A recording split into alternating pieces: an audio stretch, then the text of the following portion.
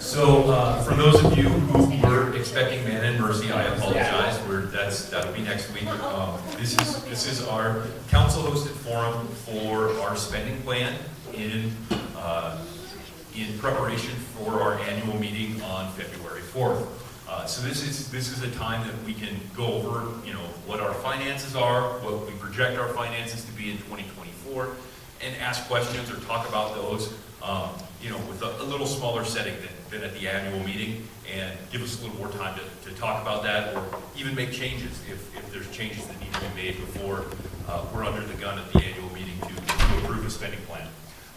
So the first thing I want to go over is our actual finances from 2023, and then look at them in comparison to, say, 2022. I hope everybody can see this. I made it as big as I could. Excel is kind of tough on presentations, but I think this is pretty good. And there's a couple of things I really want to focus on and say thank you, actually. You can see that our total offering here, this is 2022, it was $364,000, and in 2023, it was $406,000. That's an increase of almost 12%, which is frankly awesome. We asked for extra money to bring on an extra full-time staff person to run our children, youth, and family, and people stepped up and gave more money in to allow us to do that. That being said, we were still about $22,000 behind from our actual spending from what our offering was. So we still have some room to make up. But it's much less than it would have been had we not increased our giving. And in fact, when you compare it to 2022, our deficit was less. So we were catching up a little bit there.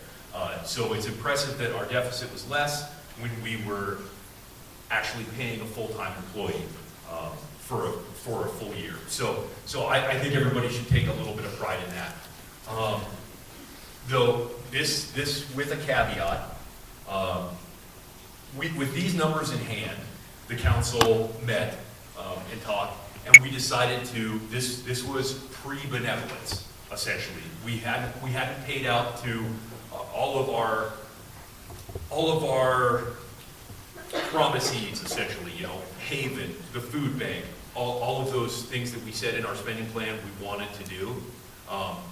And with this information in mind, the council voted to fully fund all of our benevolences. So we actually spent a little bit more than this, maybe 10,000, I think about 10,000, 12,000 more than that, just because we gave that money out. We gave that to all, and we'll see in the spending plan who we give it to, but various benevolences, and then to the synod as well, because as a congregation, we decided that we would tithe.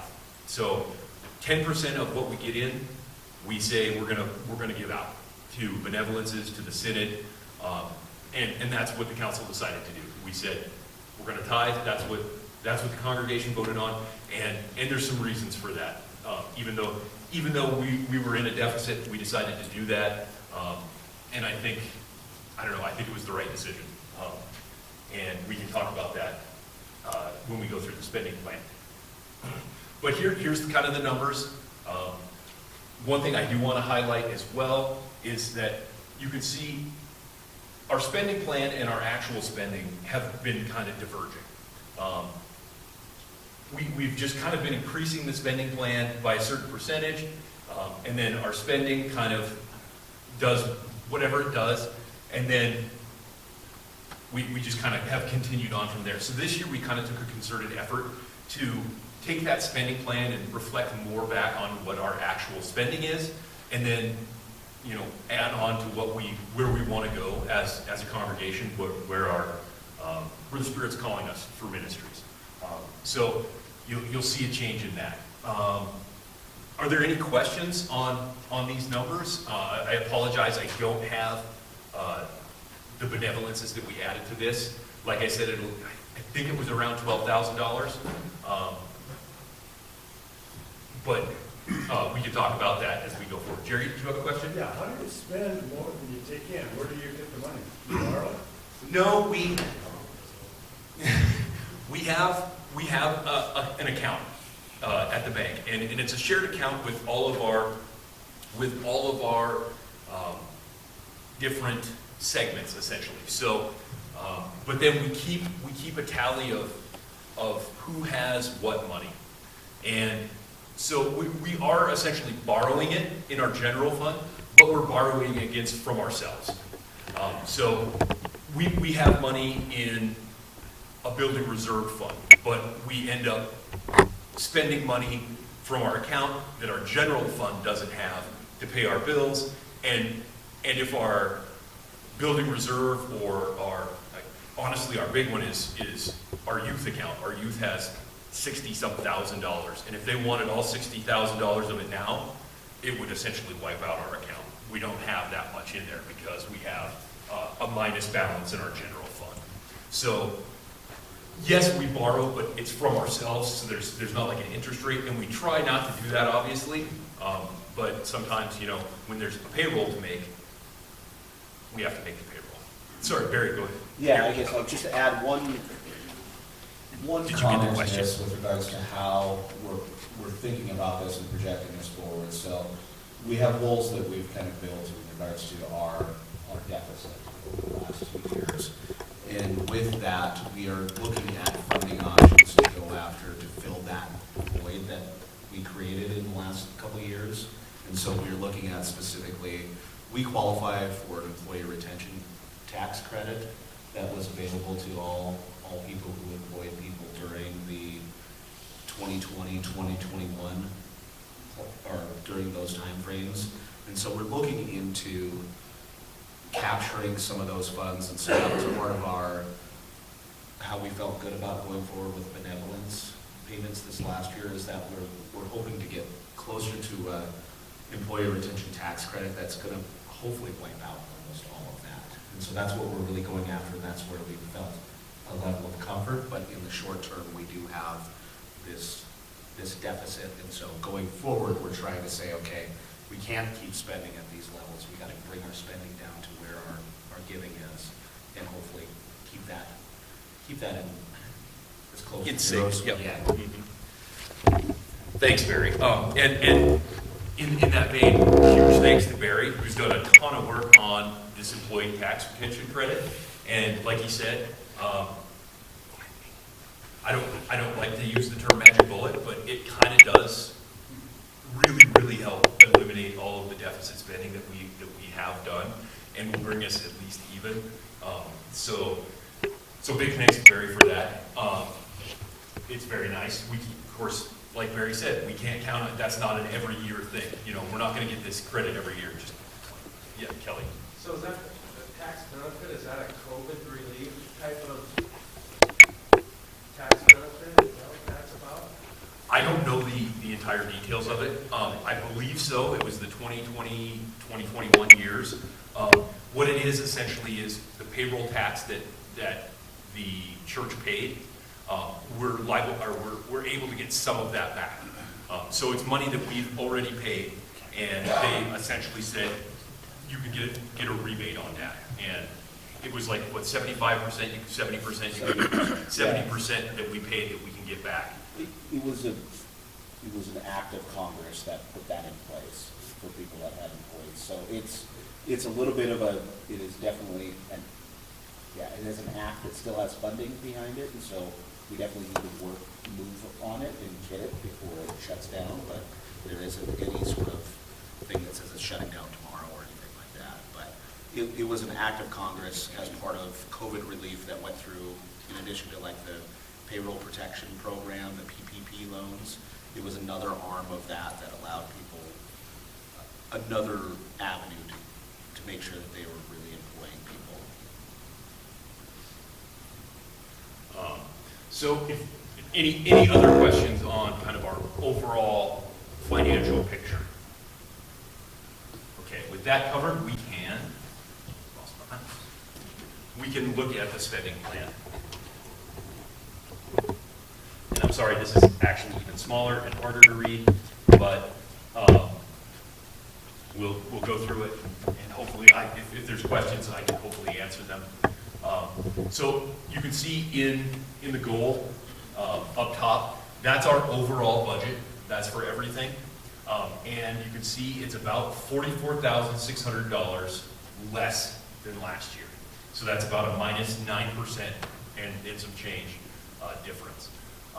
And we'll get into kind of where that came from, kind of with the overview. So I'm gonna take you through kind of the big picture items here. A lot of other things, you know, copy paper and things like that. We looked at what we spent. We maybe increased it or decreased it depending on what we projected, 10 or 5-10%. So a lot of that stays pretty similar. So I wasn't going to go through all of those, and frankly, they're a very small part of the budget. Where our big part of the budget comes from is two areas: compensation and building and grounds. So we'll focus on those. And of course, the big change is that Pastor Grant is retiring from Christ the King. So there's a lot of movement in salaries. The fact that our pastors are married and each contribute to their health insurance makes things harder to calculate. But we've done the best job that we can, given the info that we have. And I don't know, I hope we came out with something that works for the church, is fair for our staff, and is doable. So that's kind of what we focused on. So the first thing you'll see is that there's the full-time pastor salary.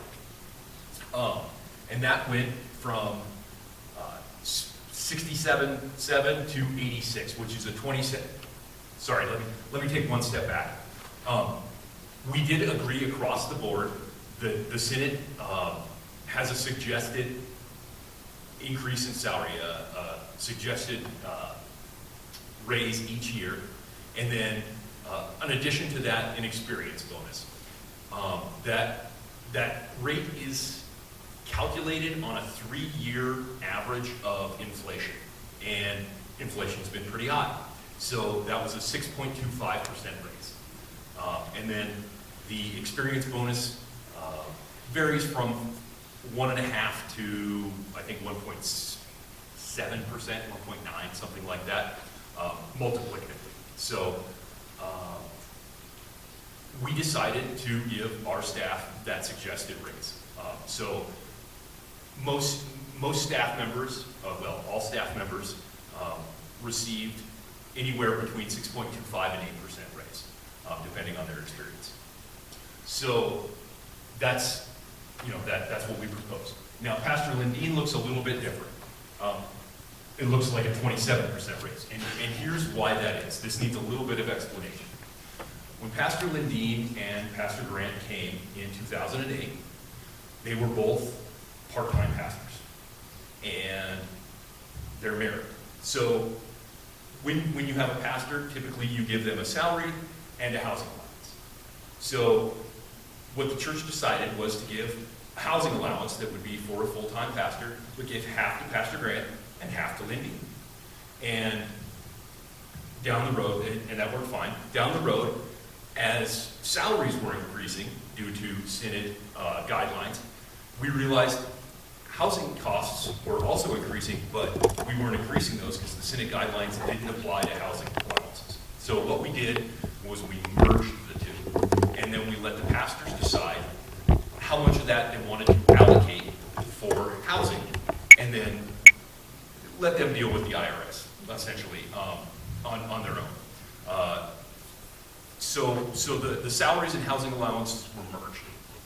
And then come later, when Pastor Grant decided to leave, we thought it's only fair, since we still have a full-time pastor, that we assign the housing allowance that was given to Pastor Grant in 2008 to our full-time pastor, so that she would have a full-time pastor housing allowance. It was $12,500 then, and we decided that it had never gone through any Synod upgrades, essentially. So we just did a quick calculation, and by what Pastor Lindeen had decided to withhold for, or not withhold, but designate as housing allowance this year, we would match that. So we added $15,000 to Pastor Lindeen as housing allowance. And then that got merged into her salary. So you can see the change is $18,440. $3,400 of that is the 6% raise on what she was making last year. $15,000 is the housing allowance that was allocated to Pastor Grant, is now allocated to Pastor Lindeen. So that's quite a bit. That's quite a bit of movement. Is there any questions or comments about that? You know, the council really did their best to, you know, make that equitable, and you know, we know that housing in Bozeman is expensive, and we want to make sure that we're a good employer and we can, you know, give the ability to actually live here to our staff. Yes? What does the housing allowance cover? So the housing allowance, you know, previously, you know, long ago, yes? Do you want me to explain it? Yeah, that'd be great. Okay, so a housing allowance is a weird thing in the United States that's a carryover from a long, long, long time ago. And the reason that it still gets broken down, or even gets discussed as salary and housing allowance in the Montana Synod partly, is because we have a decent number of congregations that still own a parsonage. And so pastors move to a town and move into a house owned by the congregation. That's what a parsonage is. And so the synod needed to have a way to talk about clergy compensation in addition to the house being provided, right? And so, so that's one piece of it. Of course, that doesn't apply here, although that said, at some point it might make sense for Christ the King to think about parsonage, because if you're trying, when someday I also move away from Christ the King and you need to call a new pastor, we're gonna have to pray really hard, because it's gonna be hard for someone to move to Bozeman. You all know that. So the way the housing allowance is a portion voted or set as designated is the word, designated by the council as a part of a pastor's compensation that is not subject to income tax. Is that fair? No, it's totally not. Is it legal? Totally is. It's kind of how the system is set up. Welcome to the United States tax code, right? And so the language around housing allowance is that it's the lesser, the amount that I'm actually legally allowed to claim on my income tax forms is the lesser of three numbers. The amount designated by the council, the amount I actually spend to secure a furnished home. So it would be mortgage or rent, property tax, utilities, furnishings, all of those things that are required to have and maintain a home.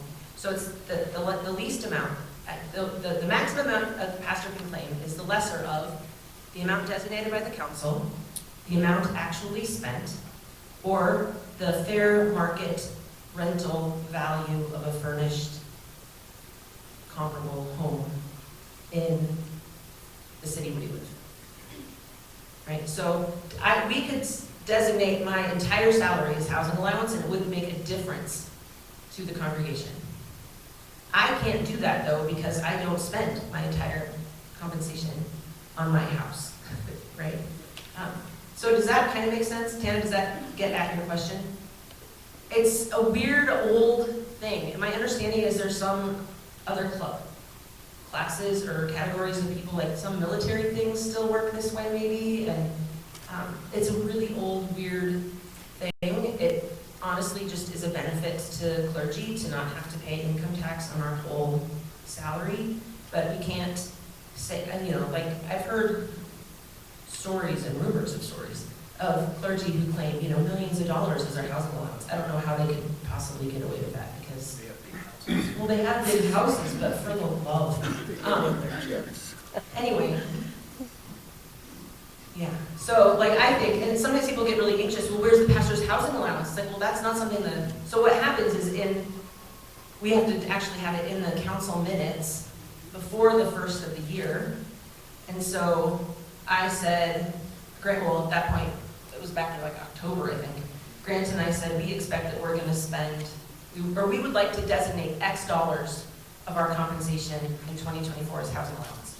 And so then the council passes a resolution that says, blah, blah, blah, blah, X dollars, and then if the IRS comes after us, we get audited, we can say, here it is, and then it's for Grant and me to figure out with the IRS. Long answer, short question. Thank you, Pastor Lindy. Right.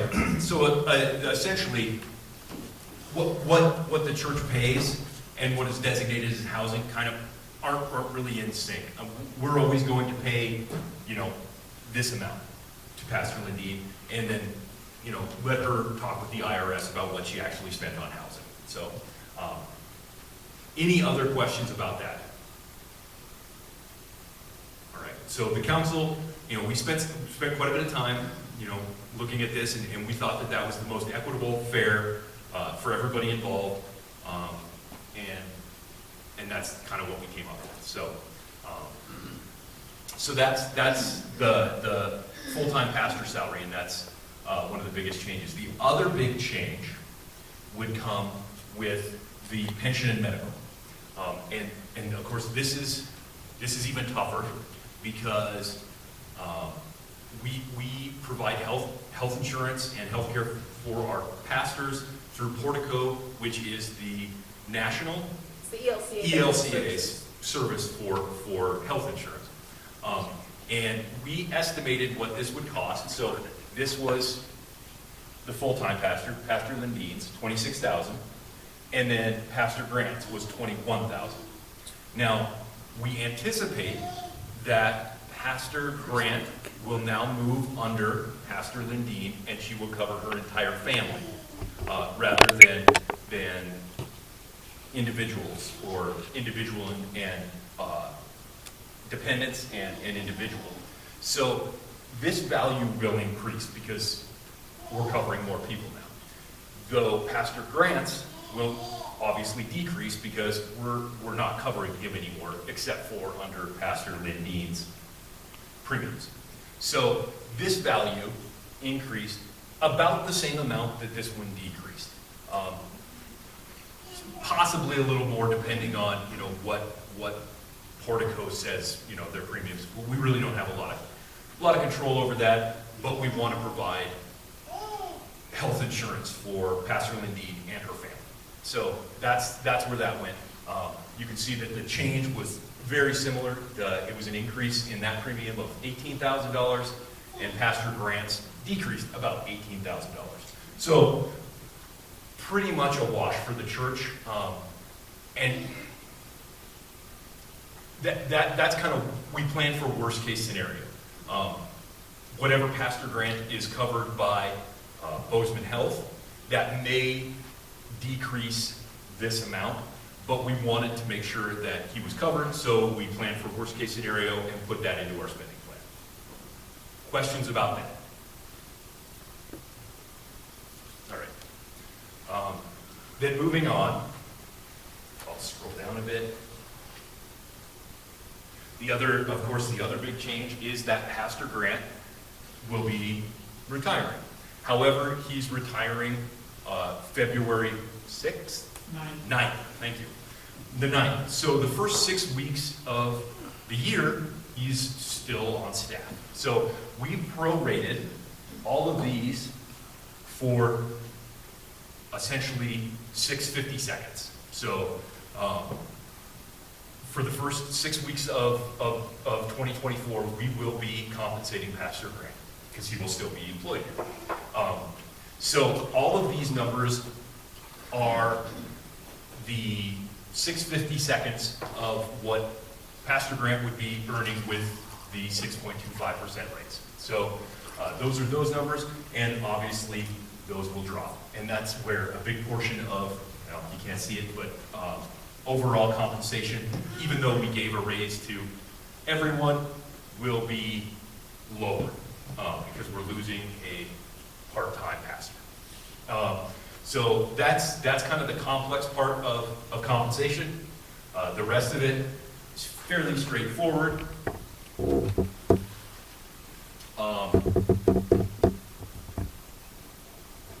As I said, essentially a 6.25 to 8% raise for all of our employees based on Synod guidelines. We did the spending plan called for ministry and media coordinator to be paid. We adjusted that in our spending plan to be in accordance, more closely tied to the hours worked, but the hourly rate did get a 8% raise with the experience.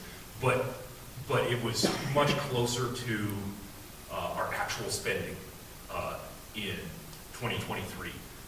And that of course is variable because Tana's time,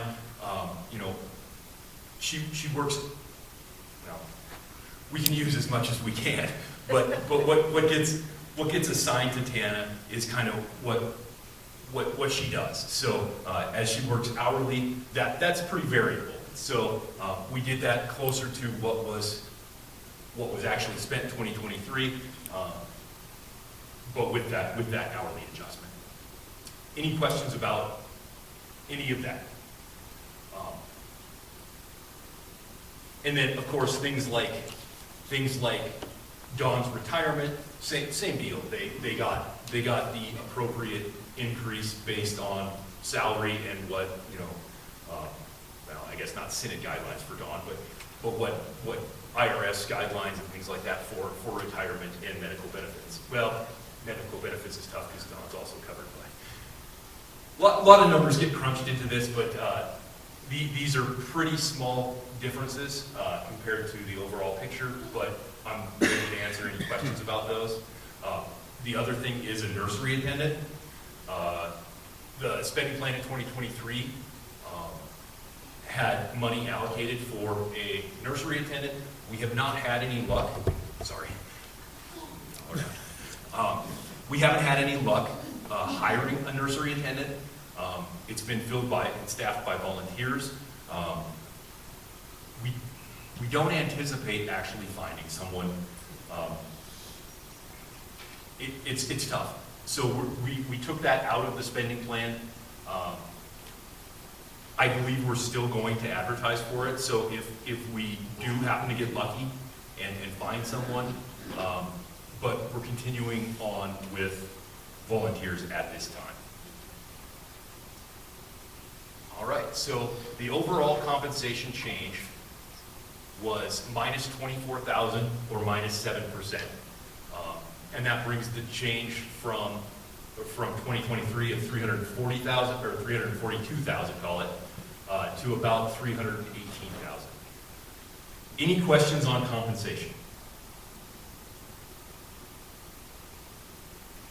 All right, so that's the big part. That's the major part of our spending plan is our people, and like it should be. The other thing, again, here's just kind of the basic operations of the church, adjusted for general inflation, what we actually spent in 2023, what we expected to spend in 2024. The difference ends up being $2,400.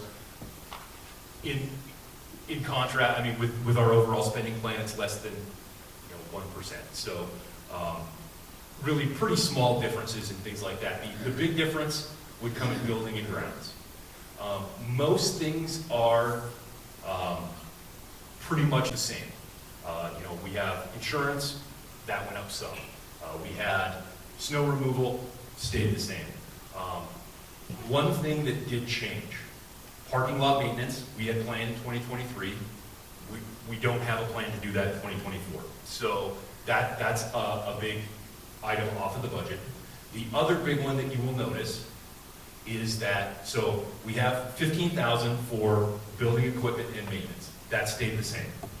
we also had 15,000 for capital repair and replacement fund. So we could add to a fund that if something happened, you know, a furnace went out, leaky roof, something like that, we would call into that fund and to be able to fix it.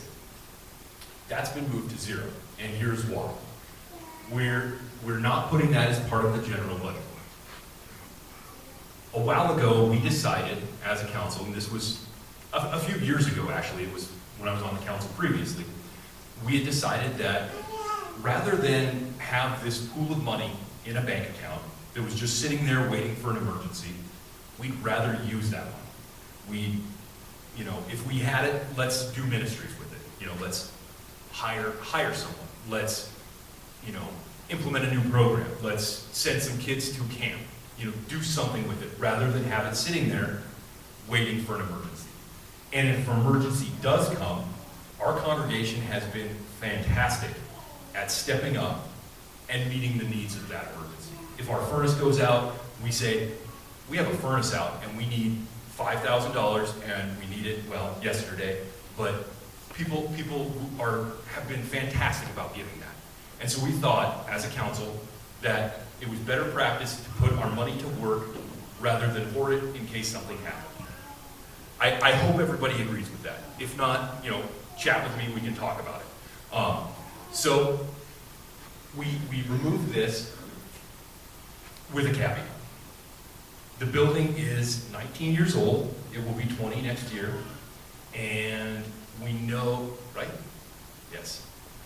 Yes, 2005. So we know of some issues that are happening with the building. Things that need to be done.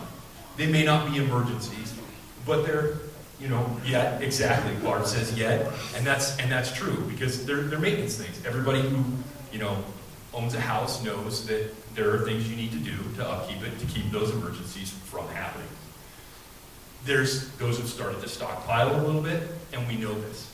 So our plan is, instead of this $15,000 capital repair and replacement fund, we would like to have a capital campaign for building maintenance and improvements. The details of that haven't been worked out 100% yet, but we know that we need to do it. We know that the congregation has, in the past, been very willing to step up and give to things that are needed. Just as a couple of examples, you know, we paid for the solar panels out of gifts for those solar panels. The acoustic panels in here, those were paid for. The mortgage campaign to pay off the what was left on our mortgage.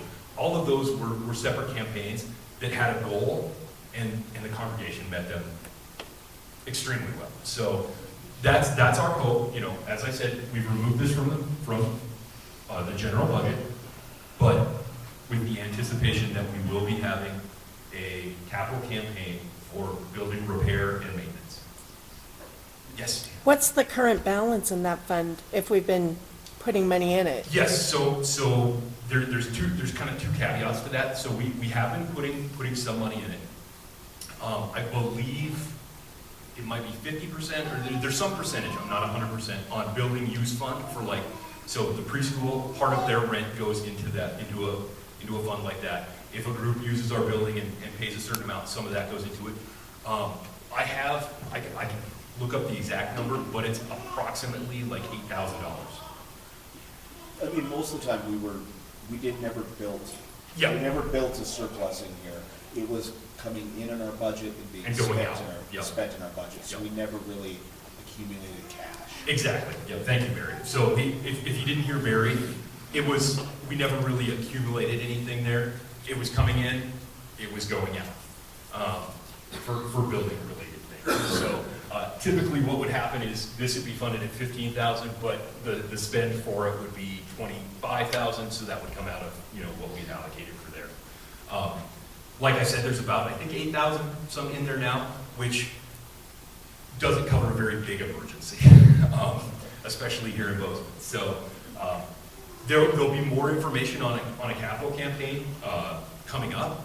I just wanted to let everybody know that that's why it would be happening and that it would be. Yes, Barry? I was just gonna say, building and grounds, we have a building and grounds committee that's really trying to put their arms around with regards to what, So Building and Grounds Committee is working on putting their arms around what all of the maintenance, and what all of the issues are, and what are the things that we need to address. And prioritizing it. And prioritizing it. And so we're hoping that we can kind of approach it from, hey, let's strategically go after these, and then we know exactly what we're spending to support one project that needs to happen in the building. And so I guess we have people working on that to kind of scope it, put it into perspective of what we need and kind of timing of things. And so that's, as that starts to kind of roll out, and we'll be able to share more with the congregation in regards to what dollars are amounts and what things are kind of priorities and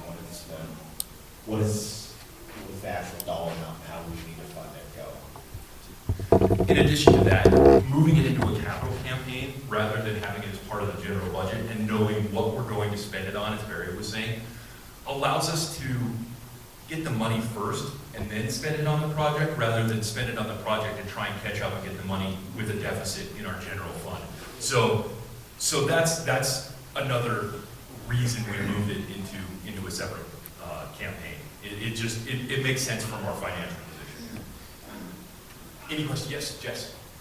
Does the parking lot need maintenance? It got sealed last year. The cracks got sealed, and we hadn't planned for anything new in 2024. That being said, we're going to let somebody, the council said that we didn't know of anything in 2024. If Building and Grounds comes to us and says, yeah, we're going to need to seal cracks, or we're going to need to do weather sealant on it, we're going to let people who frankly know more about it than us tell us that they need it. We haven't heard that from Building and Grounds. It wasn't on their preliminary list, but that could change. So that was my quick answer. I don't know. I don't foresee it, but it could happen.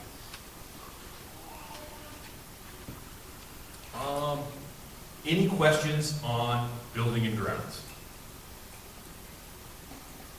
All right. The rest of it, as I said, pretty small changes, adjusted for, really all of these were adjusted for close to what we spent, actual spending in 2023, with some minor adjustments on, what we predicted might be needed.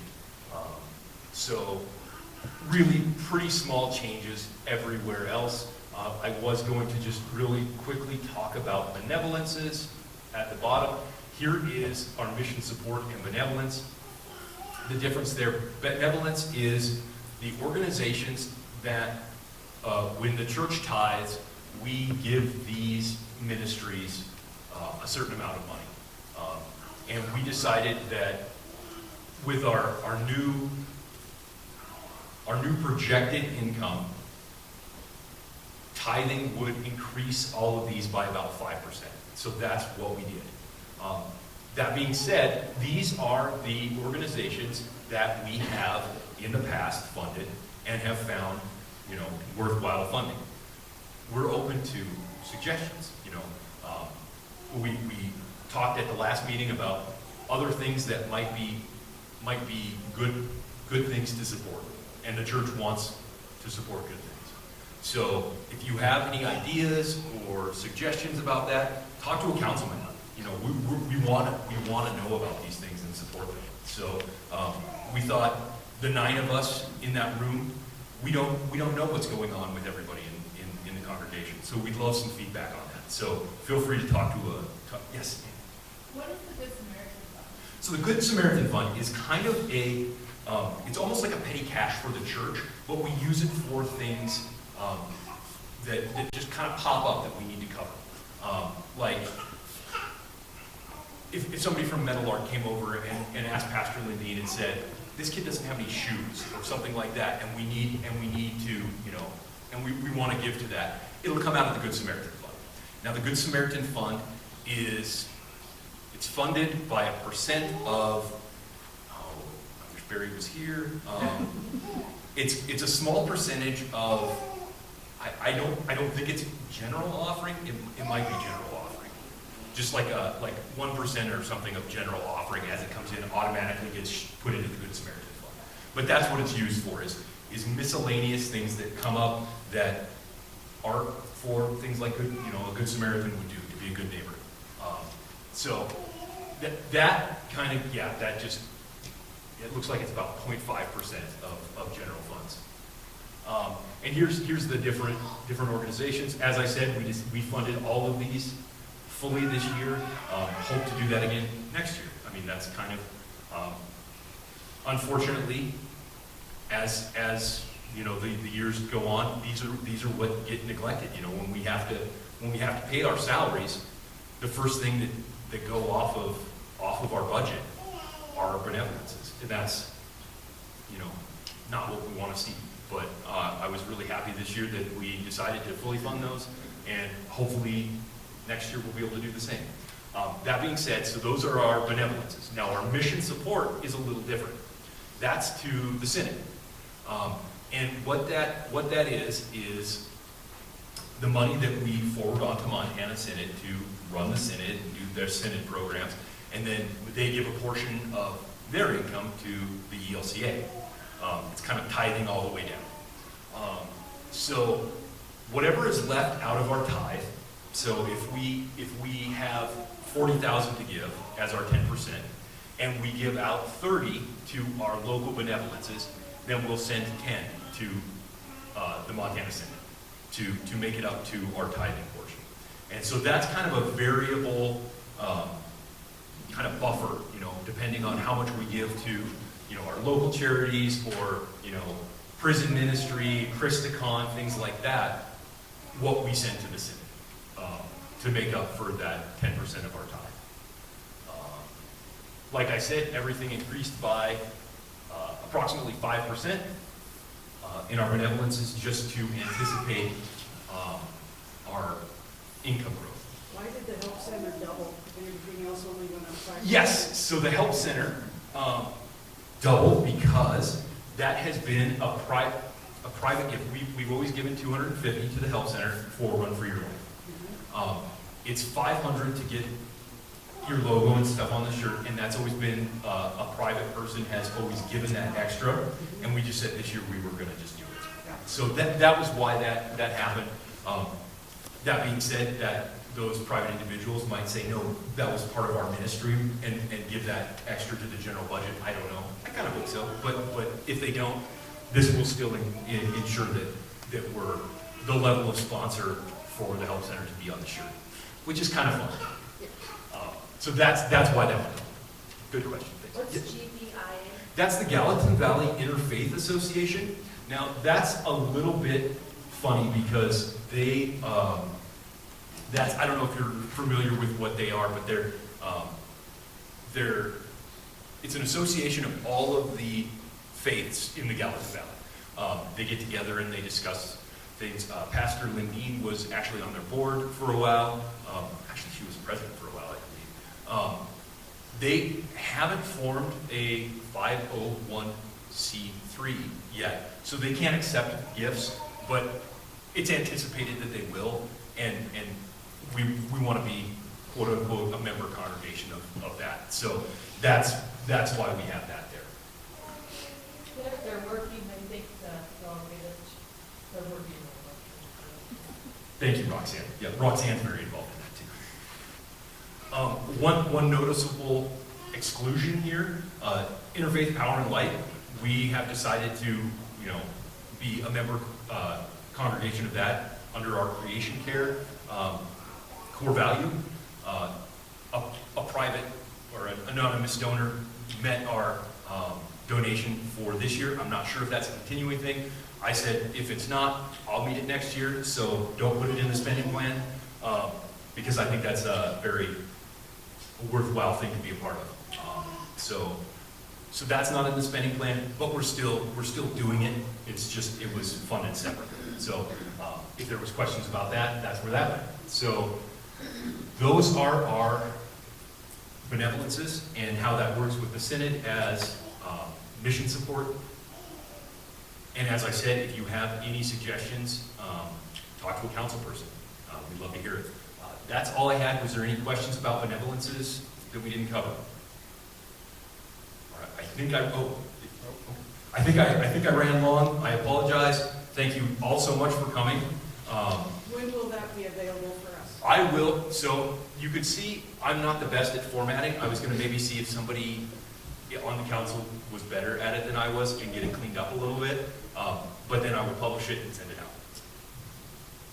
Hopefully with a link to, it'll be linked for the video. So, and then I assume that they'll send it out with the email. Can you have your meeting report? Is that going to be? I don't have that, Libby, annual meeting report. When will that be available? Once I have all the. Once she has, and it'll be attached to I that. think so, Yep. I think within the week. Within the week, and I'll attach this to that, so it'll all be. Yes, Jess? This is the same presentation, so we don't have to. It will be, yes. All right. Thank you all so much. Hey, Mark,